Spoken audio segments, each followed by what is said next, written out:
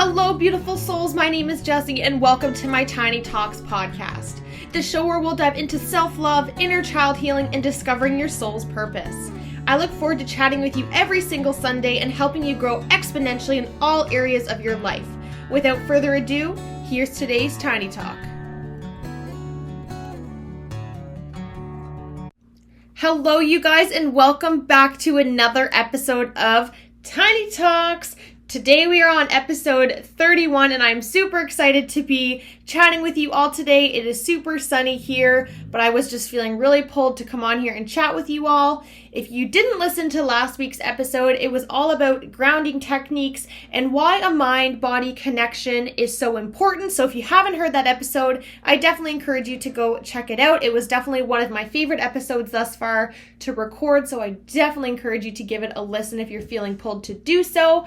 And for today's episode, we're kind of going to go on the same train in a way, where today we're going to be talking about a lot about trauma and a lot about how trauma can really transform our lives in a lot of different ways. But today I want to put a spin on it of if we can now begin to look at our past experiences and past traumas and learn from them and almost try to shed some light on it. So we're going to dive into that. But before I do, I just want to preface that anything that I talk about today, if I'm talking about trauma and trying to say, we can find positive spins on it and to just be positive, and I recognize that that's not the reality and not the message that I'm trying to share with you guys.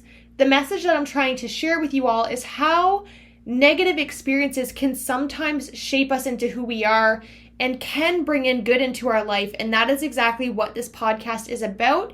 But it is not to undermine the severity and the impact that trauma has on our body and on our mind and on our life. Because I've been through it. I've witnessed it time and time again. I've worked in the trauma recovery field. I understand fundamentally and scientifically how trauma can really disrupt our body and can really impact folks negatively and affect our life in a really negative, down-viewed way. And so for today, I'm hoping to just shed some light on that, of how trauma can sometimes impact our life for the better. And so I want to share a bit of personal stories with you and how I've taken my trauma after lots of therapy and lots of counseling and lots of time and being gentle with myself, but taking those traumas and recognizing what I learned from them and how they've shaped me into who I am today.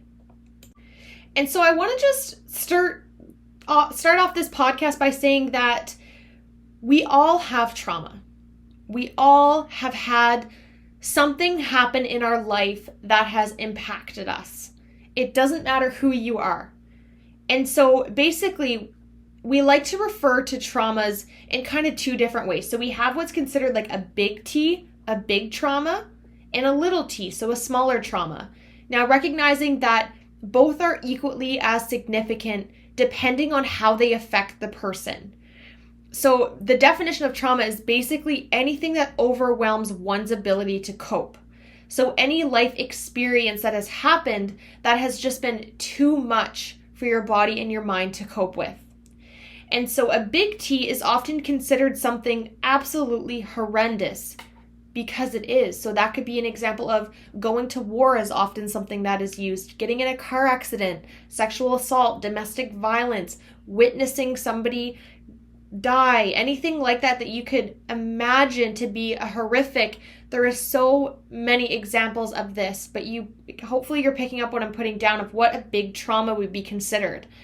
In a little t, a little trauma would be considered something that might just overwhelm our system in a shorter period of time. So whether that may be a lover that you've had that has left you, that could have potentially been overwhelming and considered a little t or something like that. So just understanding that we've all had experiences and things that have shaped us into who we are. We've all had bad days. We've all had good days.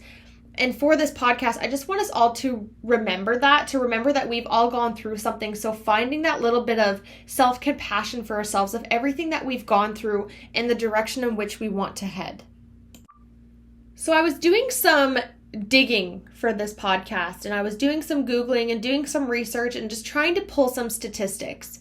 And numbers are a very hard thing to find, especially to find accurate numbers in the mental health field or in this area because a lot of tracking is not done. A lot of people don't report incidences, and so there can just be a lot of miscalculations in this area. So for some statistics that I'm going to share with you guys, please take them as just like a ballpark area number and not as a concrete, this is definitely the number. But I really just wanted to pull some statistics and numbers for you guys that you can just kind of see where we're sitting at. So the first statistic that I pulled up was that 75% of people will go through something traumatic in their life. And again, based off of what I just said, we will all go through horrendous things. We will all go through experiences that were not the most fun, that have negatively impacted us.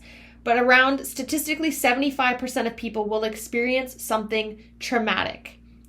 And so with that statistic in mind, I think it's pretty eye-opening to realize that only around 15 to 20% of people statistically will go to therapy, go see a counselor, go speak to a mental health professional. And so there is a big gap in those numbers. And having myself been through several traumatic experiences, having worked in the trauma recovery field, as I mentioned, it is so understandably that this is the statistic. And it just makes so much sense that there is that big gap there, because whenever we go through something traumatic or we go through something hard, our first reaction is to suppress it, to act like it didn't happen because we want to forget. Because if you've ever gone through something hard or something challenging, you don't want to have constant reminders of that. And you don't want to constantly remember and relive through what you went through. And so that number makes sense to me, that only around 15 to 20% of people will actually go see a mental health professional. But I also think that this number is improving and is going to increase, because I do think we are living in a society where going to therapy and talking about mental health has become less taboo and less stigmatized as it was when I was younger and as my parents grew up. And so it makes sense that that number is lower, but I do truly think that it is on an uprise. And there's just so much stigma that's attached to going to therapy and going to speak about things that you've gone through, but specifically being proactive in our mental health and proactive in the way that we view our mental health. And we often wait for something to happen before we go to therapy or we go to speak to someone, because there's just this mindset around going to therapy that is negative. And so that is the goal of my whole podcast, not even just today, but across the board, is to shed light on that and to normalize that getting help does not make you weak. It does not make you less than. It makes you a human being, and a human being that is wanting to heal and grow and evolve, to refrain from passing what you've gone through onto somebody else. Because typically when we suppress that trauma, we can only suppress things so much before that gives and it snaps. And when it snaps, that can ricochet onto anything and everyone in our path without us even realizing that we're doing it. Which brings me to my next point, which is to just validate your trauma, validate yourself, validate what you've gone through. If you've experienced things in your life, which we all have, and you've been suppressing that, I definitely encourage you listening to this podcast to ask yourself why it is that you've been suppressing it. Even notice how that question makes you feel. Is even just bringing awareness to bringing awareness overwhelming? And that's a great place to start, is noticing where you're at. Validating for yourself what you've went through. Validating for yourself how that's affected you and how that makes you feel. Because the first step of healing, or even beginning that process, is to validate for yourself that you went through something. I remember thinking back at my last position at a sexual assault healing center, having a client come in who really did not want to be there. Every time we would have a session booked, it would basically just be silence on the other end of the phone, because mind you, this was during COVID times where we were doing virtual meetings. This person did not want to meet on Zoom, and that is 100% okay. Therapy and counseling is all about meeting your clients where they are at and where they are ready to be at. And this person in particular was more comfortable over the phone. And that is incredible that we have technology that we are even able to do that. But so this client would often come to sessions very quiet, didn't want to speak, felt like they had nothing to really say, had a very negative view of therapy. And so that's kind of where we started. And I will just say I wasn't a therapist. I did phase 1 counseling with folks who had been affected by sexual assault that were ready to begin the process to potentially maybe down the line go into deeper therapy. And so we were very much just scratching the surface of doing psychoeducation, spreading awareness on the body and the brain and how trauma affects the body and the brain, kind of covering our bases before we get into more of that deeper work. And so this client that did not want to share anything, that is exactly where we started. Where I was just curious about that after a couple sessions, where I would say things like, I'm noticing that silence might be more comfortable for you. I'm wondering where that comes from. And asking those deeper questions based on quote unquote obvious things that are happening in front of you can really give you a lot of answers. Because when we just recognize how we respond to situations, we're often responding for a certain reason. Right? That client wanting to be silent and not wanting to say anything, there's a million reasons behind that. Maybe they think this is stupid. Maybe their body is so overwhelmed they can't even get the words out. Maybe they don't know where to start and they're hoping that I take control of things. Right? Maybe they don't feel enough self-love or self-compassion to feel like they deserve to be there. Maybe they have a lot of shame of what they went through. Right? So we never know where someone is at, but it's so important for us to honor for ourselves where we are at. If we are going into therapy, having those conversations with ourselves, or even if we're not going to therapy, but we just know that we've been suppressing stuff. How do we feel about talking about it? How do we feel about our experiences? How long have we been suppressing them, and what is the reason behind that? Because the more that we're able to validate those things for ourselves, and we're able to deepen that relationship with ourselves, the more that is going to empower you. Because when we're beginning to heal and we're beginning to, and I don't like to use the word forgive, because if we forgive, it often means that we forget. And trauma isn't about forgetting things. Trauma recovery, is that our experiences will still exist. They will never disappear. But it's about how we can make them hurt a little bit less over time. How we can lower our response a little bit more over time. Because the thing is as I've mentioned time and time again, is that our brain is constantly rewiring and retraining itself. And we have so much capacity. It's called neuroplasticity.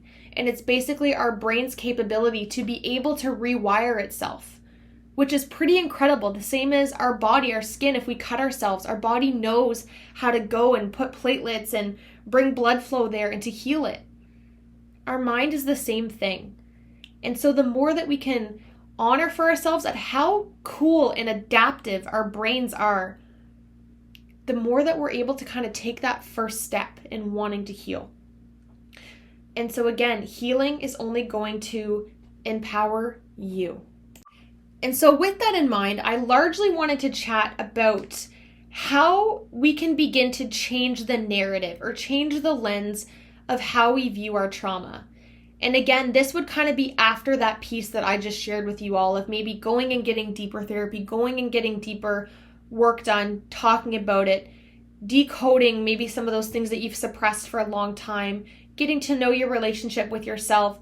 But after we've kind of come out of that area, or the trauma just seems a little less heavy than it used to, I created this podcast idea because I recognized for myself that so many areas of my life of things that I'm doing, example, this podcast, my 9-to-5, my business, I'm doing those things now because of a traumatic experience that I had 4 years ago. That one traumatic experience, although at the time felt like my end. It felt like I was never going to make it out of that. I thought that was just going to be my reality forever. And changing the narrative of it, of recognizing now and honoring for myself now that had that experience not happened, and again, it's about honoring that it still hurt, it still sucked.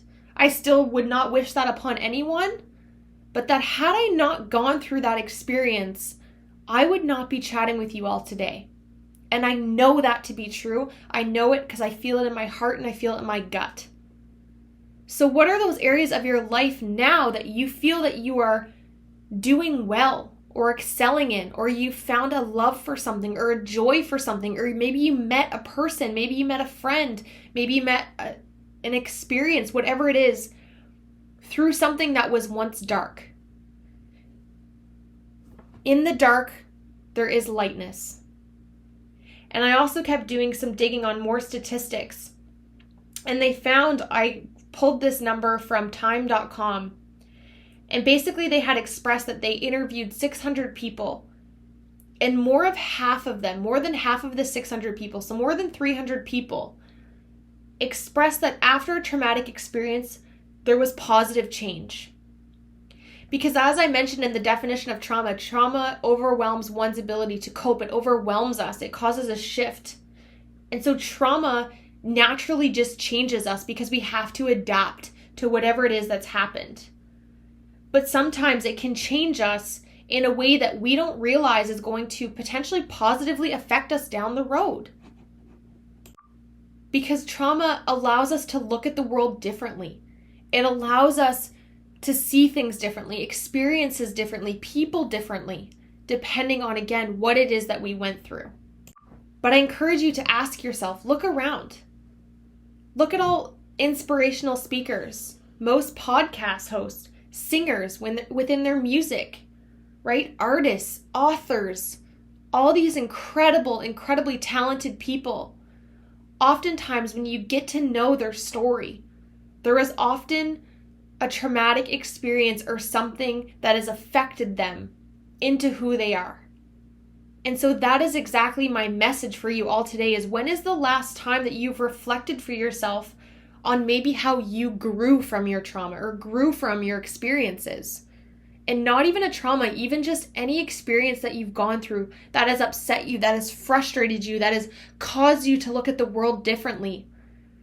And the reason that I wanted to share this topic with you guys, and I'm so passionate about this, is because when we're able to do that, not only are we able to heal a little bit more and find self-compassion, but we're able to take the narrative back for ourselves, to empower ourselves, right? I went through this really crappy thing, but I came out on top of it.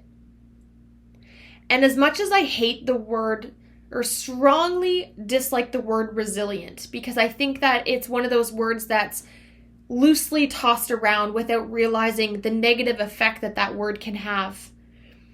But we are all adaptable, and we are all creatures of adaptability.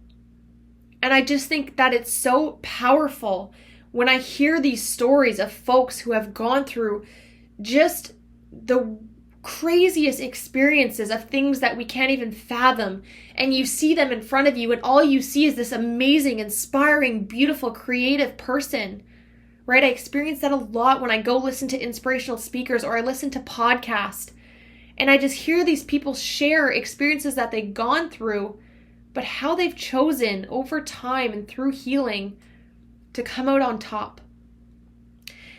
And I do just want to throw in there that sometimes our healing can be the journey to find something great. So for example, with me, with my business, I first started my Meraki business through my therapist recognizing that creativity was something that I was great at. And any great therapist will take your strengths and use them to elevate areas of your life that maybe you're struggling with. And so for me, at the end of the day, I found myself spiraling. I was spiraling. I had a lot of negative self-talk, negative energy towards myself, self-harm, eating disorder, all these things that I had going on in my life. And my therapist recognized that I was creative and encouraged me to tap into that. And I knew that that's something that I always loved to do, but had kind of forgotten about in those low moments of my life, because my trauma just trumped my brain and all my thoughts that I forgot, and I lost a part of me that I forgot that I loved. And so through that, and through finding art, and through finding being creative, through that healing journey, I also was able to grow a business at the same time. And so what are those things for you? We all have them.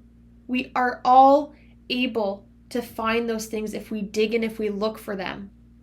And if you're unable to, how can you maybe start? How can you maybe find an area of your life where maybe you've given that power or someone's taken that power away from you? How can we get you that torch back? How can we get you that power back? Right? What are those things that you feel pulled to do, but maybe your mind tells you 100 reasons why you shouldn't do it, likely attached to a traumatic experience or a person or an event that has told you or given you evidence of that? The thing is about trauma and about our past, as we all know, is that we can't change it. Because if we could, I'm sure that we would. But I am such a strong believer, and I remember I used to say this, and I got quite a bit of backlash from my clients, rightfully so, of saying, everything happens for a reason. And that quote, I think, is tossed around very loosely, but I always like to preface it up with saying everything happens for a reason. It doesn't always mean that in the moment we know what that reason is. It doesn't always mean that everything that happens is good. Or we might not see it that way in the moment. And horrendous things happen. Terrible things happen. People do terrible things. People go through terrible experiences. But if we are able to change the narrative when and if we're ready to do so, I guarantee you that that has shaped you and made you stronger than you can even imagine without even realizing it, because oftentimes shame comes in and tells us that that's not possible, right? Our ego comes in and tells us that that's not possible. But if you have gone through something traumatic and you are listening to this podcast, that means that you got through it. That means that something in you held on. There's a reason that you're still here. There's a reason that you're still listening to this. You're still here for a reason. I know that to be true. The universe, God, Creator, the earth, whatever, kept you here for a reason. What is that reason? When is the last time you revisited what brings you joy? When is the last time you gave yourself that compassion or that self-love? And so again, I just want to share that we can't change our past. We can't change what we went through. But we can take small steps and small actions to learn from it, to grow from it. And again, no, it's not easy. Yes, it takes work. Yes, it takes time. It's taken me almost 5 years with constant ongoing therapy and talking and venting and growing and learning to overcome what I went through. But I recognize that by not doing these things and by listening to those voices in my head, I was giving my trauma the power that I know that I deserve in my heart and in my mind. And so how can we find that compassion for you? How can you find that compassion for yourself? To learn from what you went through, to even recognize how you've already lived through it and how you've already grown from it. The great news is about this podcast is that you're already doing it because you're here today. You've already grown from it. You've already learned from it.